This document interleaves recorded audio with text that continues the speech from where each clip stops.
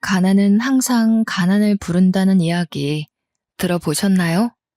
가난함은 대물림된다고들 하잖아요. 정말 뼈 빠지게 가난한 집에서 태어나 한평생을 허덕이며 살다 지금에 와서야 지난 일이거니 하면서 살 수 있게 된 50대 여자입니다. 참 50년을 힘들게 매일같이 부르튼 손을 부여잡고 울면서 잠이 들었는데 보일러 따끈하게 나오는 집에서 두 다리 뻗고 자니 행복하네요. 어떻게 된 사연인지 참으로 궁금하시죠?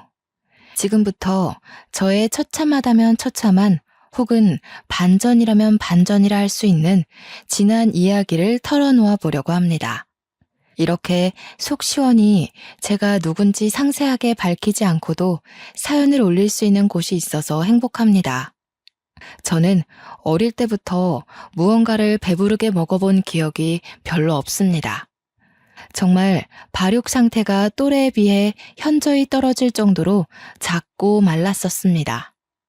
다 제대로 먹지 못하여 생긴 어쩔 수 없는 현상이었죠. 팔며 전전긍긍하는 엄마와 직장을 1년 이상 다니지 못하고 늘 항상 홧김에 그만두었다는 아빠. 그런 부부 사이에서 태어난 작고 깡마른 저까지. 고작 새 식구 입에 풀칠하기가 그리 힘드냐 하실지 몰라도 참으로 힘들었습니다. 엄마는 보험 계약이 없는 달에는 월급을 단 한 푼도 받을 수 없었고 아빠는 그나마 벌어들인 몇십만 원을 항상 다른 데에 써버렸습니다. 아빠가 도박을 한다던가 술독에 빠져서 산다던가 그런 사람은 아니었지만 답답하게도 본인보다 훨씬 잘 사는 사람들에게 으스대고 싶어서 밥값을 낸다던가 혹은 굴러가지도 않을 것 같은 차를 사는 바람에 할부금을 갚는다던가 하는 헛된 부분에 돈을 사용하셨습니다. 덕분에 저는 엄마가 보험을 계약하고 와서 라면이라도 끓여주지 않으면 손가락만 내내 빨고 있어야 했죠. 그때만 해도 급식이라는 게 어디 있습니까? 도시락을 싸들고 학교를 다녀야 했는데 저는 항상 반찬도 없는 맨밥만 있었습니다. 반 아이들에게 한 입만 하고 반찬을 얻어먹어야 하는 신세였고 그나마도 맨밥조차 없는 날이 많았습니다. 수도가에서 물을 마시며 배를 채우는 것도 하루 이틀이지 시대가 이미 많이 변했음에도 불구하고 저를 위한 도움의 손길은 없었죠. 초등학교를 겨우겨우 졸업하고 나서 중학교에 입학했을 때 부모님은 저에게 학교를 꼭 다녀야겠냐 하셨습니다. 그때만 해도 학교를 다니려면 돈을 내야 했으니까요. 저는 이대로 학교를 다니지 못하게 되면 시간이 더 지났을 때 정말 아무것도 할 수 없는 무력한 사람이 될 것 같다는 기분에 학교만큼은 졸업하고 싶다고 했습니다. 다행히도 은사님을 일찍 만나게 되었고 제가 중학교를 졸업하는 내내 저의 도시락을 챙겨주셨습니다. 제가 공부를 꽤 잘했거든요.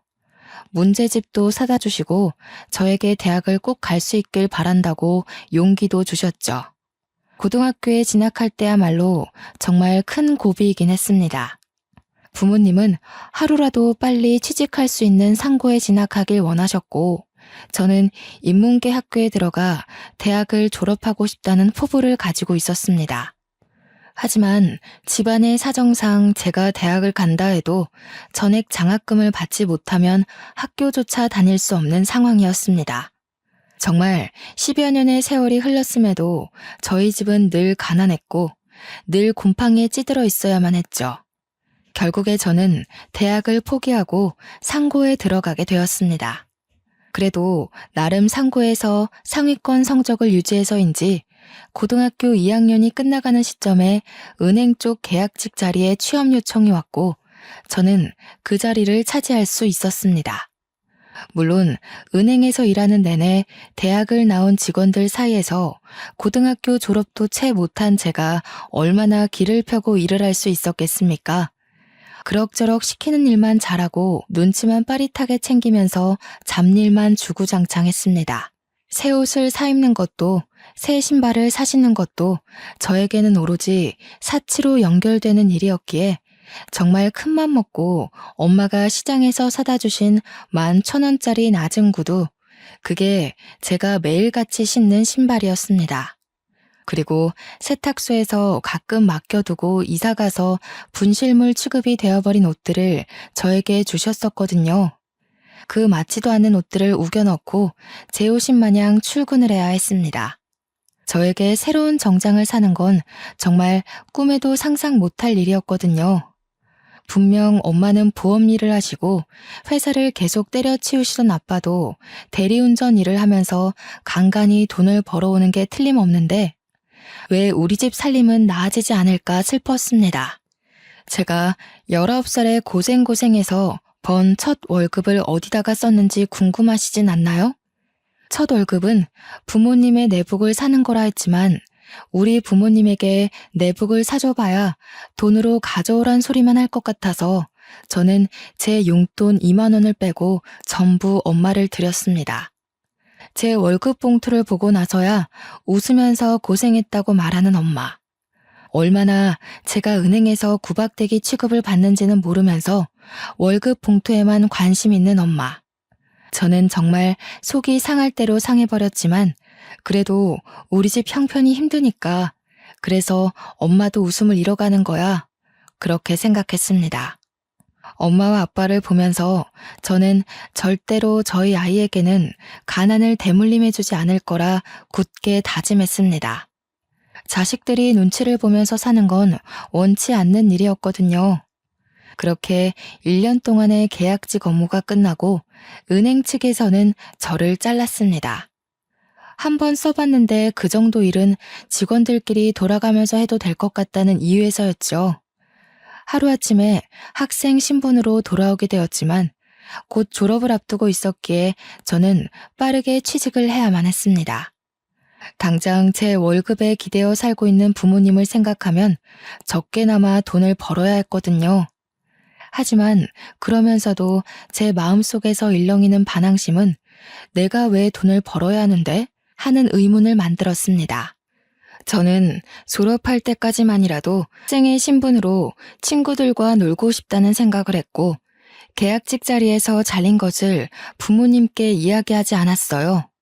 당연히 월급 봉투를 들고 와야 하는 날 제가 빈손으로 터덜터덜 들어가니 집이 난리가 났습니다.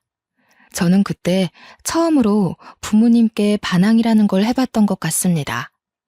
도대체 왜 내가 이 집안의 가장 노릇을 해야 하는 거냐고 소리를 막 질렀죠. 고작 19살인데 이제 겨우 20살일 뿐인데 대학도 못 가고 취직해서 돈이나 벌어야 하고 돈 벌어다가 내 옷 한 번 사지도 못하고 다 우리 가족 생활비로 나가지 않냐고요. 생활비는 부모가 벌어서 자식을 책임져야지 어떻게 된 게 성인이 되지 못한 자식이 부모를 책임지고 있냐고 소리를 막 질렀습니다. 정말 미친년처럼 울면서 고래고래 악을 쓰니 우리 부모님의 마음도 찢어졌겠죠. 하지만 당장 공과금을 내지 못해 전기와 수도가 끊어지기 일보 직전이라 저는 3개월간 마지막 학창시절을 마무리하고 급하게 취업을 했습니다. 자격증 딸 시간이라도 있거나 돈이라도 있었으면 좀 더 좋은 조건으로 취업이 가능할 텐데 그런 것도 하지 못할 상황이 너무 마음 아팠죠. 엄마의 보험은 한 달에 2-3개 계약이 될까 말까한 수준이고 앞 대리운전도 이 핑계 저 핑계 대면서 일을 나가지도 않고 저는 이 답답한 상황에서 하루빨리 탈출하는 것이 답이라고 생각했습니다. 결국 취직하게 된 곳은 제가 원하던 회사와는 거리가 완전 먼 사채업장이었습니다. 고리대금으로 힘든 사람들에게 돈을 빌려주고 그들의 장기까지 쏙 빨아먹는 악명 높은 사채업장이요. 굳이 20살 먹은 여자애가 왜 그런 데서 일을 하냐 할지 몰라도 월급은 은행보다 훨씬 빵빵했습니다. 하루빨리 돈을 벌어 어떻게든 자격증을 차곡차곡 모아 남들이 우러러볼 수 있는 기업에 취직을 하자는 일념으로 일단 입사를 한 곳이었죠. 그곳은 무척이나 험악한 곳이었습니다. 늘 항상 울고불고 매달리는 사람들이 가득한 곳이었어요. 하루는 손가락이 잘린 남자가 찾아와서 울면서 이 상태로 어떻게 돈을 갚느냐고 한 번만 봐달라고 애원하다 쫓겨나고 하루는 얼굴이 퉁퉁 부은 여자가 찾아와서 빌고 소심하게 돈을 빌리러 왔다가 이자율에 놀라서 나자빠지는 사람들도 덜어 있었고요. 그런 사람들에게서 빼앗은 돈이 제 월급으로 들어온다는 사실이 기가 막히면서도 산 사람은 살아야지 하는 생각이 들었습니다. 은행에서 보았던 잡일 업무 덕분에 저는 사채업장에서도 빠르게 적응을 할 수 있었죠. 악덕한 사장이었지만 직원들을 챙기는 것 하나는 다른 업주들보다 확실했던 사장님은 저를 참 예뻐해 주셨습니다. 저에게 몰래 용돈을 찔러주시기도 하고 틈틈이 자격증 공부를 할 수 있게 배려도 해주셨고요. 다른 직원들도 저에게 언제까지 이런 곳에서 일할 수는 없지 않냐면서 하루라도 빨리 번듯한 곳에 취직하라고 용기를 주셨죠. 저는 그곳에서 남편을 만나게 되었습니다. 지질이 박복하기도 하지 어떻게 된 게 첫사랑을 사채업장에서 만나게 된답니까? 그것도 빚을 잔뜩 져서 무일푼으로 사채업장에서 일을 하는 남자였습니다. 사장님께 진 가족들의 빚을 대신 갚느라 월급 대신 빚을 탕감한다는 조건으로 일을 하고 있었죠. 사장님과 남편네 부모가 서로 아는 사이라 험한 일을 당하는 대신 그런 조건을 두고 빚을 삭감해주고 있었던 것이었습니다. 우리 집도 가난한 마당에 가난한 남자를 만나면 안 된다는 것을 머리로는 알고 있었지만 마음은 그렇지 못했습니다. 이미 제 마음속에 자리 잡은 그 사람을 밀어내는 것이 도무지 쉽지 않았습니다. 남편 또한 같은 마음이었습니다. 저를 눈에 마음에 담았지만 본인의 처지가 너무나도 처절해서 감히 저에게 미래를 약속하지 못하는 딱 그 정도의 위치. 저희는 서로의 마음을 확인했지만 가난이라는 절망의 거리를 좁히지 못하고 있었습니다. 그러다가 사고를 치게 되었습니다. 회식 자리에서 너른하게 취해버린 저희 둘이 하룻밤을 같이 보내게 되었고 그 하룻밤의 결실이 제 뱃속에 자리를 잡고 말았던 것이었죠. 이미 생겨버린 아이를 지우기엔 늦어버린 터라 저희는 결혼식도 올리지 못한 채 혼인신고만 하고 같이 살게 되었습니다. 늘 익숙한 지하 단칸방. 그곳이 저와 남편의 보금자리가 되었습니다. 친정이라고 발붙일 곳이 없었고 시댁이라고 저를 환영해 줄 수 없는 처지였죠. 우리 둘은 가정을 꾸린 부부였지만 서로의 부모를 책임져야 할 각자 가장이기도 했습니다. 가락지 하나 제대로 나누지 못할 정도의 가난함이 우리를 힘들게 했지만 그 와중에 시모가 저에게 가보라며 알이 큰 다이아 반지를 하나 주셨습니다. 본인이 사채 빚에 쫓기며 힘든 와중에도 대대손손 물려오는 반지라 팔 수가 없었다면서 눈물을 흘리셨습니다. 예물 하나 제대로 못 해줬는데 그래도 갑오로 내려오는 반지가 있어서 얼마나 다행이냐며 절대로 팔면 안 된다고 신신당부를 하셨습니다. 본인이 손가락 하나 잘려나간다 해도 절대로 팔 수 없는 물건이라고요. 그 반지는 참으로 영롱했습니다. 엄지 손톱만한 다이아가 달려있는 투박하지만 깊은 반지였습니다. 저는 이 알 하나에 억소리가 날 것이라는 데에 제 전 재산을 걸 수 있었습니다. 그러면서도 한편으로는 의아하기도 했습니다. 아무리 대대손손 물려 내려오는 갑오라고 할지라도 이 반지 하나를 팔면 살림이 엄청나게 좋아질 게 뻔한데 말이죠. 하지만 시모의 신신당부가 제 발목을 잡았습니다. 절대로 팔 생각하지 말고 나중에 며느리가 생기면 꼭 물려주라 했으니까요. 저는 그 반지를 갑오로 생각하며 살기로 했습니다. 아래에 기스라도 날까 싶어서 옷장 깊숙한 곳에 꼭꼭 숨겨두고 힘이 들 때마다 한 번씩 꺼내보면서 스스로를 위로하고 살았습니다. 결혼 생활이란 정말 녹록지 않았습니다. 대물림 되는 가난이 싫어 만사까지도 힘들게 일을 했고 육아휴직이라는 게 없었던 회사에 매달리기까지 했습니다. 정말 점만 떼고 올 테니 제발 제 자리를 남겨달라고 사정사정했죠. 사장님께서는 애엄마가 무슨 일을 할 생각이냐고 집에서 조용히 내조나 하라고 말씀하셨지만 무일푼으로 일을 하는 남편을 생각해봐달라고 빌었습니다. 남편이 돈을 벌어오질 못하는데 우리 아이는 뭘 먹고 살 수 있겠냐고요. 저는 정말 출산을 하고 50일밖에 안 된 아이를 업고 화장실에서 젖을 물려가면서 사채업장에 출근을 했습니다. 직원들이 전부 아이 울음소리에 예민해질 수밖에 없는 상황이었지만 저는 눈칫밥을 먹으면서도 버텨냈습니다. 사장님은 사무실 내에서 금연을 선포하셨고 직원들은 저를 향해 손가락질했지만 저는 꿋꿋하게 버텼습니다. 사장님께서는 결국 남편에게 소정의 월급을 주기 시작했습니다. 울고불고 매달리는 갓난아이, 그리고 제대로 먹지 못해 젖이 잘 돌지 않는 저를 보면서 배려를 해주신 겁니다. 직원들도 하나둘 적응하기 시작했습니다. 저와 남편은 둘이 합쳐 190만 원을 벌면서 친정과 시댁에 생활비를 대고 조금 남은 빚을 갚고 저희 수중에 남는 건 100만 원이 채 되지 않았습니다.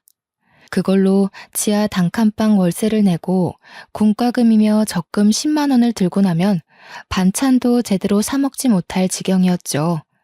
고기 구경은 언제가 마지막이었는지 생각조차 나지 않을 정도였습니다.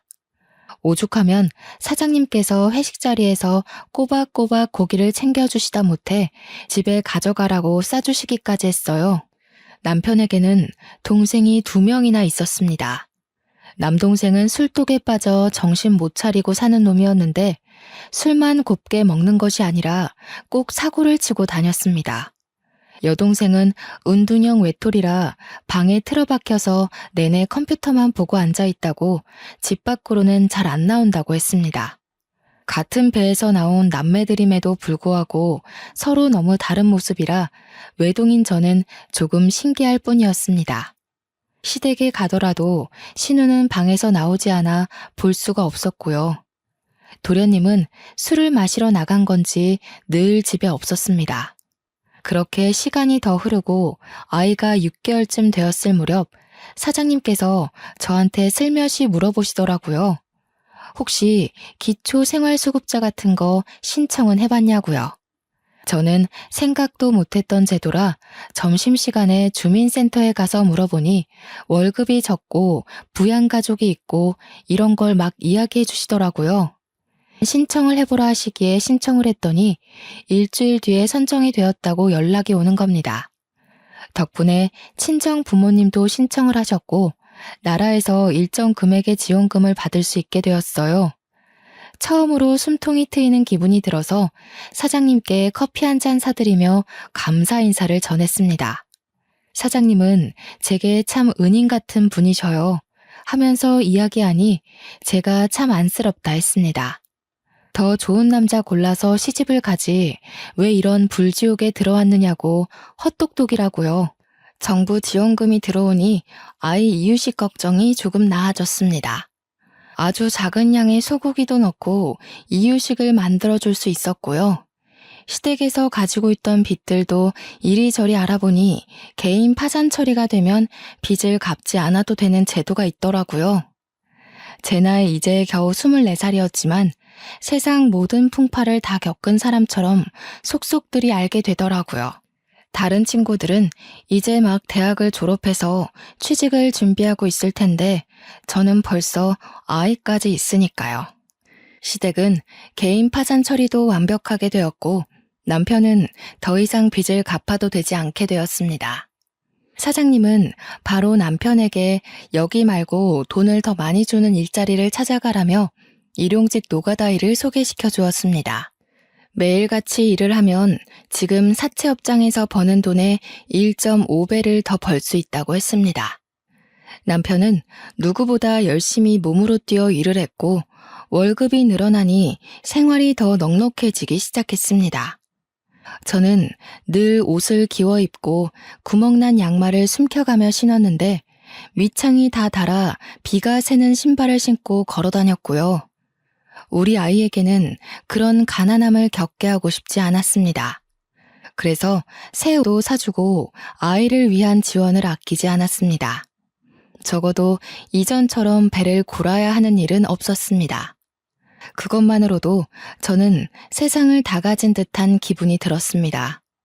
하루하루가 행복해지기 시작했어요. 그런데 그 행복도 아주 잠시였습니다. 뼈 빠지게 일하면서 아이를 보살피고 돈을 차곡차곡 모아가는 시점에 도련님이 사고를 친 것입니다. 술을 진탕 마시고 싸움이 났는데 글쎄 상대방의 안면을 여러 번 가격해서 크게 다치게 만든 것입니다. 그래서 합의금으로 1,000만 원을 물어줘야 하는 상황이 생긴 거예요. 남편이 완전 사직이 된 얼굴로 저에게 모아둔 돈이 좀 있냐며 물어보는데 제 눈앞이 캄캄해지는 기분이었습니다. 그 돈을 왜 저희한테 이야기를 하는지 이해를 할 수가 없었거든요. 그날 저녁 시부모가 저를 찾아와서 죽는 소리를 내더군요. 우리가 개인 파산을 하는 바람에 그 어디에서도 돈을 빌릴 수가 없어.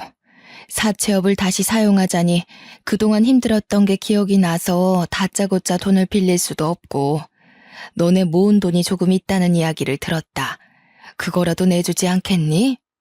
울면서 매달리는 시모에게 딱 잘라서 안 된다고 이야기를 할 수가 없었습니다. 시모는 저에게 계속해서 다이아 반지 이야기를 해댔거든요. 그 다이아 반지만 팔았어도 이런 일로 저에게 와서 하소연을 할 일이 없었을 거라고. 하지만 며느리에게 대대로 물려주는 반지이기 때문에 팔 수가 없으니까 자기가 아무것도 해줄 수 있는 게 없다면서 저에게 죄책감을 들게 했습니다. 결국에는 10만 원씩 모았던 적금을 깨고 남편과 한동안 허리띠를 졸라매기로 약속을 한 뒤 돈을 해주었습니다. 조금 부족한 돈은 어쩔 수 없이 사장님께 빌리고 말았죠. 사장님은 저에게 꼭 돈을 빌려서까지 갚아주어야 하는 거냐면서 그 집안은 한 번 그러면 2번, 3번 요구할 거라고 저를 걱정하셨습니다. 하지만 이미 가족이라는 끈으로 묶인 처지에 제가 어찌할 방법이 없었습니다. 어린 나이라 차마 그때는 연을 끊어내야 한다는 걸 상상도 못했던 거였죠. 다행인 건 저희 친정은 그럭저럭 정부의 도움을 받아서 먹고 살 만큼의 형편이 된다는 것이었습니다. 그렇게 사장님께 원금과 이자를 갚아가며 한동안 또 조용하게 지냈습니다. 아이는 무럭무럭 크고 점점 아이에게 들어가는 돈이 늘어나게 되었지만 저희 형편은 그대로였죠. 그래도 기초생활수급자라고 아이 육아 지원도 나오고 했기에 어떻게든 하루하루를 버틸 수 있게 되었습니다. 단 한 가지 아쉬운 건 제가 일을 하고 있었기에 아이와 함께 놀아주는 시간이 터무니없이 부족했다는 것이었죠. 그나마 정부의 지원으로 어린이집도 보낼 수 있어서 다행이긴 했지만 그래도 아이가 저와 너무 오래 떨어져 있으니 마음이 아팠습니다. 주말에 아이를 데리고 유원지라도 놀러 가고 싶은데 그게 모조리 다 돈이잖아요. 그 입장권 하나 사는 것도 손이 떨리는데 어찌 아이와 함께 놀러 다닐 수 있겠습니까? 우리 아이가 5살이 될 때까지도 저는 가난에 허덕이며 살았습니다. 유치원이라는 곳이 아이들을 위한 교육기관 같아도 실상은 엄마들끼리 친목을 다지게 되는 대화의 장이더군요. 저는 그때까지도 휴대폰은커녕 집 전화기도 없었기에 다른 엄마들과 연락을 할 수 없었죠. 그러다 보니 은근히 우리 아이만 왕따처럼 단체 생활에서 자꾸 빠지게 되는 거예요. 다들 유치원 일과가 끝나고 놀이터에 가서 놀거나 주말에 공원을 놀러 가기로 약속을 한다는데 저희는 그런 연락을 받지 못했으니까요. 아이들끼리도 친목을 다지고 엄마들끼리도 서로 친하게 지내고 하니 그 사이에 끼지 못한 저와 아들만 덩그러니 남겨졌죠. 오죽하면 유치원에서 스승의 날 선물을 할 때도 저와 저희 아이만 아무것도 준비하지 못했었습니다. 마음이 너무 불편하고 속상했지만 사람이 다 처지 따라가는 것 아니겠어요? 그러던 와중에 남편이 공사장에서 표자재에 깔리는 사고를 당해서 병원에 드러눕게 되었습니다. 다행히도 건설업체 측에서 보험 처리를 받게 되어 병원비 걱정도 없고 후유증이 남게 될까 미리 치료비도 넉넉히 주어서 다행이었죠. 그 돈으로 남편은 저에게 일단 빚부터 갚으라 하여 빚까지 모두 청산을 할 수 있었습니다. 하지만 남편의 몸은 나아질 생각이 없었고 결국 팔 한쪽에 힘이 제대로 들어가지 않게 되었죠. 그런 남편은 공사장에서 일을 하기 어려워졌습니다. 한순간의 사고로 팔 한쪽을 제대로 쓰지 못하게 된 남편에게 들어온 보험금 치고는 너무 적은 돈이었죠. 앞이 창창했던 우리 남편은 결국 힘쓰는 일이 아닌 공사장 관리직으로 들어가게 되었습니다. 받아오는 월급은 공사판에서 몸쓸 때보다야 적었지만 더 오래 일할 수 있고 시간이 지나면 연봉도 오른다 하더군요. 미래를 생각하면 훨씬 좋은 조건이라고 해서 저는 남편을 지지해주기로 했습니다. 월급이 줄어서 조금 힘들 때에 친정엄마의 보험 계약이 잘 되어 친정에서도 저를 도와주실 수 있게 되었고요. 하지만 항상 일이 술술 풀리면 또 막히는 부분이 찾아오게 되잖아요. 우리 신우가 대형 사고를 치고 만 것입니다. 은둔형 외톨이가 방에서 게임만 하다가 글쎄 게임에 돈을 쏟아붓기 시작한 것입니다. 처음에는 10,000원, 20,000원 아이템을 사더니 그게 글쎄 100만 원이 되고 200만 원이 된 것이죠. 일이라고는 한 번도 해본 적 없는 신우가 무슨 돈이 있어서 게임에 현질을 했겠습니까? 전부 다 사채업자에게 빌린 돈이었던 것입니다. 빚이 눈덩이처럼 불어나자 그제서야 저한테 도와달라고 하는데 정말 10번도 못 본 신우가 뻔뻔하게 저에게 이야기를 하니 머리가 아프더군요. 시모가 저보고 그나마 사람답게 사는 애들이 저와 남편밖에 없지 않냐고 돈 좀 갚아달라 하면서 다이아 반지 이야기를 또 꺼내시더군요. 차라리 그 반지를 팔아서 애들 빚 갚아주고 우리도 나은 살림살이 꾸려가며 살 걸 그랬다고 그걸 대대손손 며느리에게 물려주라는 소리만 없었어도 지금보다 나았을 거라며 우시더군요. 이미 반지는 제 손에 있고 시모는 죽는 소리, 앓는 소리만 하고 나이 20대 중반에 갚은 빚만 얼마인지 머리가 지끈거렸습니다. 저한테 도와달라고 뻔뻔스럽게 이야기하는 신우에게 저도 화가 나서 한 소리하고 말았죠. 신우, 우리 얼굴 마주보고 대화한 게 10번도 안 되는 거 알아요? 제가 시집 온 지 몇 년이 지났는지는 알고요? 신우도 나이가 있는데 언제까지 방에 틀어박혀서 게임만 하실 거예요. 빚은 스스로 갚는 게 좋겠어요. 일을 하세요. 그러자 신우가 아주 거품을 물면서 저한테 달려드는 게 아니겠어요? 저는 신우의 달려드는 손을 요리조리 피해가면서 소리쳤어요. 도련님 빚 갚아준 걸로 모자라서 고작 게임하다가 쓴 사채 빚까지 제가 떠안을 필요가 있냐고요. 신우 사지도 멀쩡한데 스스로 일해서 갚아라. 돈의 무서움을 알아야 한다고 제 할 말을 다 했습니다. 그런데 신우의 입에서 나오는 말이 너무나도 충격적이었어요. 내가 왜 밖에서 일도 못하고 사지 멀쩡한데 방에서만 가만히 지내는 줄 알고선 하는 소리야? 이게 다 큰오빠 때문이야. 큰오빠 때문에 내가 대인기피증에 걸려서 방에만 틀어박혀 있는 거라고. 이야기인 즉슨 제 남편이 신우가 어릴 때부터 엄청 괴롭히고 구박을 했다고 하더라고요. 근데 남매 사이에 사이가 좋았던 시기도 있고 나빴던 시기도 있을 수 있잖아요?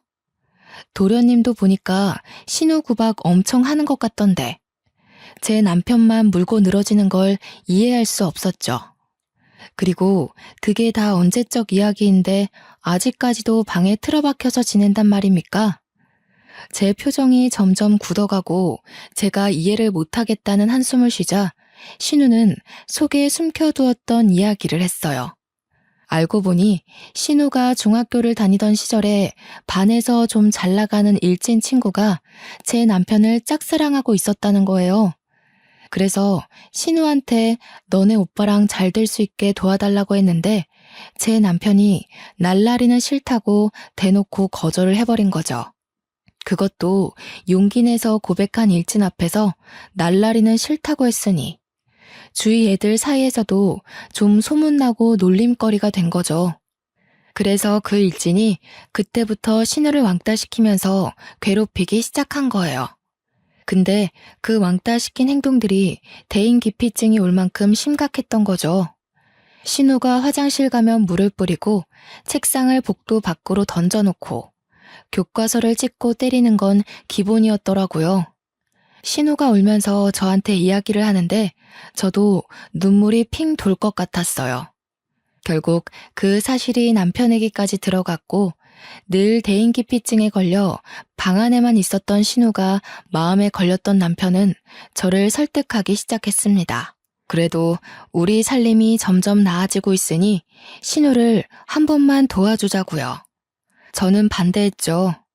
우리 아이가 이제 초등학교에 들어가면 돈 드는 게 한두 푼이 아닐 텐데 언제까지 시댁 식구들 도와주며 살 거냐고요. 당신 월급도 줄었고 나도 언제까지 이 업장에서 버틸 수 있을지 모른다고. 우리 아이 친구들이 엄마가 사채업장 다닌다고 놀리면 어떡할 거냐고 했어요. 하지만 남편은 끝까지 저를 설득했고 시모의 다이아 반지 타령에 마음이 기울어가는 건 어쩔 수 없었습니다.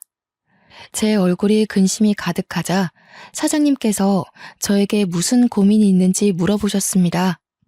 결국 소주 한 잔에 모든 걸 털어놓게 되었죠. 도련님이 사고 쳐서 돈 빌려간 것도 모자라 신우까지 사고를 쳐서 갚아주게 생겼다고요. 시댁에서는 다이아 반지 타령하면서 저에게 자꾸 짐을 지우는데 이 반지 확 그냥 팔고 싶다고 했더니 사장님이 저한테 그 반지 좀 보여줄 수 있겠네요. 왜 그러시냐 하니까 그거 담보로 이자 없이 돈을 빌려주시겠다는 거예요. 사장님께서 자기 못 믿냐면서 멀쩡하게 보관하고 있다가 원금 갚으면 그대로 돌려주겠다고 했습니다. 날마다 전화와서 저에게 한 번만 더 대출을 받아달라고 말하는 시댁 식구에게도 지쳤고 저는 냉큼 알겠다고 했어요. 벌써 8년째 알고 지내는 가족 같은 사장님인데 저에게 사기를 치진 않겠지 하고 생각한 거죠. 그래서 다음날 반지를 가져가 사장님께 3천만 원을 빌려달라고 했습니다. 그런데 사장님이 동네 금은방 사장님과 같이 오신 거예요. 그 반지가 진짜인지 아닌지 확인해봐야겠다고 하셨거든요. 저는 솔직히 좀 찜찜하긴 했지만 사장님께서 확인하셔야겠다고 하니까 그러려니 했죠. 근데 금은방 사장님께서 저한테 이게 진짜 다이아라고? 하시면서 사기당했네 하시고 껄껄 웃으시는 겁니다. 사기라뇨. 대대손손 며느리들에게 물려주는 다이아 반지라고 하셨는데요. 아이고, 아가씨 순진하네. 다이아가 이렇게 유리알 같은 색을 내기가 쉬운 줄 아나. 그리고 이 정도 크기면 억 단위나 나가야 하는데 이런 알 구하기 쉽지 않어. 이거 가짜야. 저는 뒤통수를 세게 얻어맞은 듯한 느낌이 들었습니다. 10만 원도 안 하는 큐빅을 가지고 진짜 다이아라고 사기를 쳤다니. 제가 얼마나 억울하겠어요. 그깟 큐빅으로 저에게 뜯어낸 돈이 얼만데 눈물이 줄줄 흘러나오더라고요. 오죽하면 사장님께서 원래대로 반지 맡기고 원금만 갚는 걸로 하자며 3천만 원을 이체해 주셨습니다. 저는 죄송해서 그 돈을 받아서 시댁에 보내야 한다는 생각도 못하고 있었죠. 그날 저녁에서야 남편이 돈은 빌렸냐고 물어보기에 정신이 번뜩 들었습니다. 그리고 남편에게 물어보았죠. 당신도 이 반지가 가짜인 거 알고 있었어? 고작 10만 원짜리 큐빅으로 대대손손 물려오는 반지라며. 나한테 어머님이 사기친 거 알고 있었냐고. 그러자 남편이 입을 꾹 다물더군요. 그 뜻이 무엇이겠어요? 긍정의 의미라고 해석해도 문제가 없었죠. 저는 남편을 주먹으로 마구 때리면서 도대체 왜 속인 거냐고 물어보았습니다. 남편은 그저 시모가 있어 보이고 싶어서 그런 거짓말을 한 것 같다고 했습니다. 없는 살림에 무시당하기는 싫고 며느리에게 의스대고 싶은 마음에 그런 것 같다고요. 저는 다음날 결국 시댁을 찾아가 시모에게 반지 이야기를 했습니다. 말하면서도 속았다는 게 너무 분하고 쪽팔리기까지 해서 눈물을 줄줄 흘려대며 소리를 막 쳤어요. 이거 다 가짜라면서요. 그 반지 다이아가 아니라 큐빅이라고 하더라고요. 그걸 속인 것도 모자라서 계속 다이아 운운하며 저한테서 돈을 뜯어가신 거예요? 아니, 또 그걸 진짜인지 가짜인지 확인해봤단 말이야? 너 그거 팔려고 알아본 거지? 내가 절대로 팔면 안 되는 거라고 했는데 어쩜 그런 행동을. 그깟 큐빅 가지고 신우이랑 도련님 빚 갚아달라고 당당하게 요구하시고 생활비까지 받아가신 거예요. 저는 더 이상 이 집구석에 돈 못 들여요. 그러니까 앞으로는 알아서 사세요. 저를 붙잡으러 달려나오는 시모를 뿌리치고 집으로 돌아왔습니다. 이미 신우빚을 갚아주기 위해 빌린 돈을 마지막으로 시댁에는 절대로 지원하지 않기로 남편과 약속을 했습니다. 남편이 신우에게 마음의 짐을 가지고 있었기에 빌려주는 것이라고 신우에게도 신신당부를 했어요. 다음에도 또 이런 일이 생긴다면 그때는 신우가 알아서 일해서 갚으라고 했죠. 신우는 끝까지 다 오빠 때문에 생긴 일이라며 남편을 탓했지만 저는 그냥 넘어가지 않았습니다. 신우, 이게 마지막 기회라고 생각해요. 집구석에서 얌전히 숨만 내쉬며 살던가 아니면 일을 해서 돈을 벌어 쓰세요. 시모도 저에게 끝까지 진짜인 줄 알고 살았으면 평생 행복한 마음을 가지며 살 수 있지 않았겠냐며 오히려 제 탓을 했어요. 정성이 중요한 거 아니냐 변명을 해대길래 저는 시모에게 그런 거짓말에 속아 돈을 여태 몇 천만 원을 해드린 건지 알고는 있냐고 대답했고요. 그 돈 저에게 돌려주시고 갚을 생각 아니면 앞으로 반지 이야기하지 마시라 했습니다. 남편이 공사장 내근직으로 일을 해도 여기서 빚 갚고 저기 빚 갚고 너무나도 힘들었습니다. 아무리 원금만 갚는다 하더라도 3천만 원이라는 돈을 어느 세월에 갚아야 하나 정말 힘들었어요. 그러던 와중에 사장님께서 저에게 전라남도에 있는 시골에 좋은 자리가 있는데 이사를 갈 생각이 있냐고 물어보셨습니다.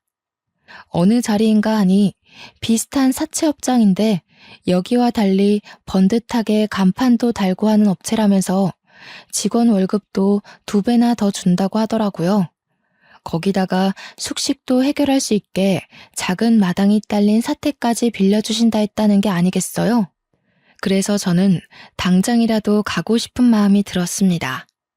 이런 척박한 반지하에서 곰팡이 냄새 맡으며 사는 것보다 시골에 내려가서 햇빛 보고 살고 싶었거든요.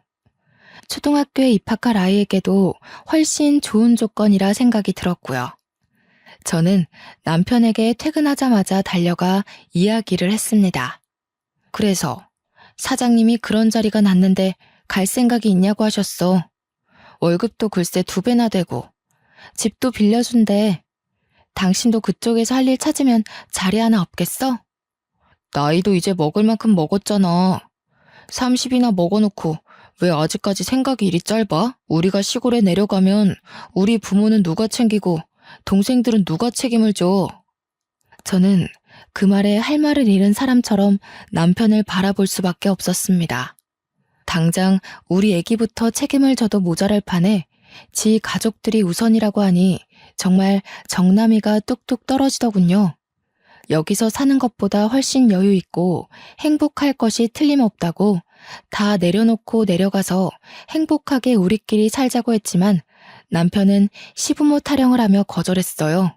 그렇게 냉전이 이어지고 있는 와중에 도련님이 다시 한번 사고를 치고 말았습니다. 도련님이 시부모의 탈탈거리는 차를 끌고 음주운전을 하다가 사람을 치고 말았던 겁니다. 거기다가 현장에서 도망을 가려다가 시민들의 도움으로 잡혔어요. 그러면서 저에게 합의금을 마련해야 하는데 대출을 좀 받아달라고 하는 게 아니겠어요?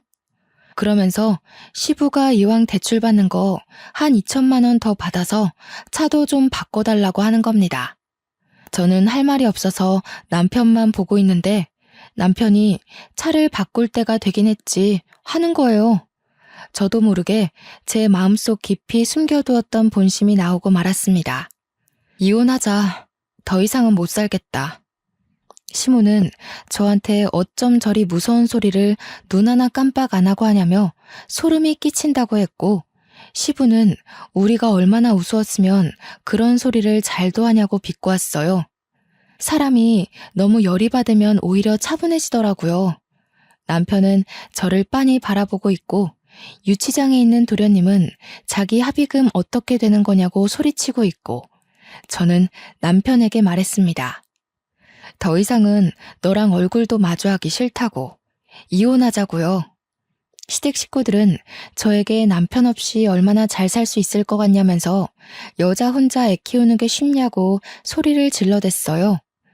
저는 상관없다고, 죽이 되든 밥이 되든 당신네들이랑 엮이지만 않으면 행복할 것 같다고 했습니다. 다음날 출근해서 사장님께 전라도로 가겠다고 했고, 이혼도 할 거라고 했습니다. 그러자 사장님께서 아주 잘 생각했다면서 이혼 선물로 빚은 갚은 걸로 쳐주겠다고 하시는 거예요. 하지만 이혼 서류 제대로 도장 찍어야지만 탕감을 해주시겠다고 했습니다. 저는 그 길로 남편에게 이혼 서류에 도장을 찍으라고 종용했고, 남편은 3일을 버티다가 결국 제 요구를 들어주었습니다. 양육비는 죽어도 못 준다고, 먹고 살 돈도 없다고 우는 소리를 하길래 나중에 한 번에 받겠다고 으름장을 놓았어요. 저는 아이를 데리고 전라도로 이사를 왔고, 저희 친정 부모님도 함께 내려오셨습니다. 어차피 대리운전이나 보험은 지역에 상관없이 일을 할 수 있었으니까요. 저는 부모님께서 아이도 돌봐주시고, 오히려 시골에 와서 더 뛰어놀고 친구들과 잘 지내는 아이를 보며 마음의 안정이 찾아오더군요. 월급도 기분보다 훨씬 올라서 살림은 당연히 더욱 넉넉해졌고요. 그렇게 아이의 나이가 중학생이었던 무렵쯤 제가 꿈을 꾸게 되었습니다. 그날은 제 39번째 생일이었던 날이었어요. 꿈에 돼지가 떡하니 제 품에 안겨서 꿀꿀거리는 꿈이었습니다. 원래 돼지 꿈을 꾸면 복권을 사는 거라고 하잖아요. 그래서 속는 셈 치고 평소에는 사지도 않는 복권을 2장 샀습니다. 그런데 글쎄 동전으로 은박을 박박 긁었는데 무려 5억짜리 복권 2장이 당첨된 겁니다. 저는 1장도 아니고 2장이나 당첨되어 정말 턱이 빠질 정도로 입을 떡하니 벌리고 말았죠. 꿈인가 싶어서 볼을 꼬집어 봤는데 아프더라고요. 한참을 가족들과 진짜야 가짜야 진짜야 가짜야 확인을 하고 서울로 몰래 올라와 복권을 바꾸었습니다. 세금 떼고 나니까 7억 가까이 되는 돈이 들어오더군요. 갑자기 돈이 생기니 뭐부터 해야 할지 모르겠는 거예요. 그래서 부모님이 가진 빚을 갚아드리고 아이를 위해 교육비를 묶어놓고 우리 가족이 살 집을 얻었습니다. 그리고 남은 몇 천으로 주식이 돈이 된다길래 주식에 투자를 했어요. 근데 제 가슴이 콩할 만한지라 오르자마자 빼게 되더라고요. 그때까진 그게 단타라 먹고 빼는 거라는 걸 몰랐죠. 수익이 꽤 나고 돈이 막 불어나게 되니까 정말 가만히 있어도 웃음이 나더라고요. 그 돈으로 지금까지 잘 먹고 잘 살고 있습니다. 물론 일도 계속하고 있고 전라도에 완전히 자리를 잡아서 아이 교육도 빵빵하게 시켜주고 친정 부모님 모시고 큰 집에서 행복하게 지내고 있어요. 나이 50이 되고 나니 쇠약해진 부모님 걱정이 되긴 하지만 공기 좋은 곳에서 살며 틈틈이 작은 주말 농장도 짓고 지내고 있습니다. 전남편네는 결국 전남편까지 개인 파산하고 통장조차 쓰지 못한 채 지내고 있다고 들었습니다. 저도 정말 평생 먹고 살 만큼 넉넉한 건 아니지만 우리 아이 하나만큼은 잘 키울 수 있을 정도로 넉넉합니다. 오늘은 우리 아들이 군 생활을 마치고 돌아오는 날입니다. 공부하느라 군대도 늦게 가게 되었는데 얼마나 듬직해졌을지 궁금하네요. 여러분, 행복은 가지고 있다고 찾아오는 게 아니더라고요. 어느 부분 포기하고 나니까 더 큰 행복이 찾아왔습니다. 여러분에게도 정말 좋은 행운이 그리고 큰 행복이 찾아오길 바라겠습니다.